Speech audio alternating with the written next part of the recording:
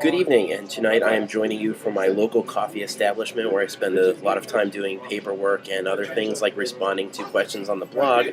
Tonight I will be responding to a question I received from Kristen regarding carrying her children. Now, in her question, Kristen related carrying 3 children, and she was interested in finding some ways that she could avoid what she felt was the unavoidable back pain that came as a consequence of carrying around your children. Now, there are some basic pieces of advice that I'm going to give you, and some of them may apply to you, and depending upon the age of your children, some of them may not. Now, the first piece of advice that I will recommend is for younger children the use of a sling. Now, you've seen these. It's the little baby sling that goes across the shoulder.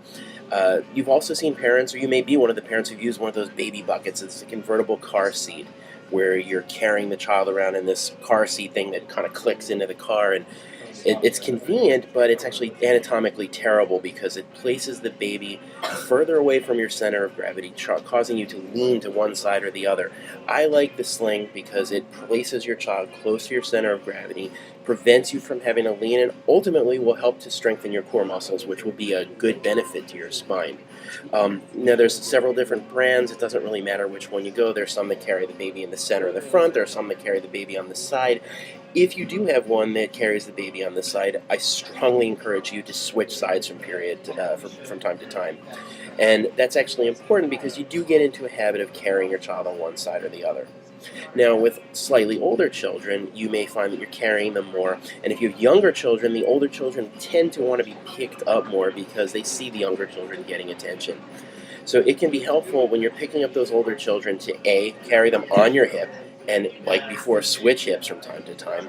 But the other thing that can be helpful is if you're getting a little fatigued carrying them, find a way to get down to their eye level. So rather than carrying them, they get the same emotional benefit from being eye to eye with you, either sitting with them on your lap, sitting on the couch, and that can give your back a break.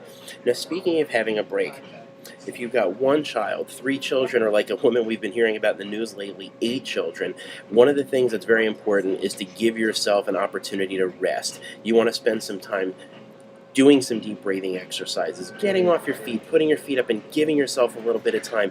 Even if it's a minute here or a minute here, that can be very beneficial to your well-being. Do some deep breathing exercises where you'll take a few really good deep breaths and find some time to relax.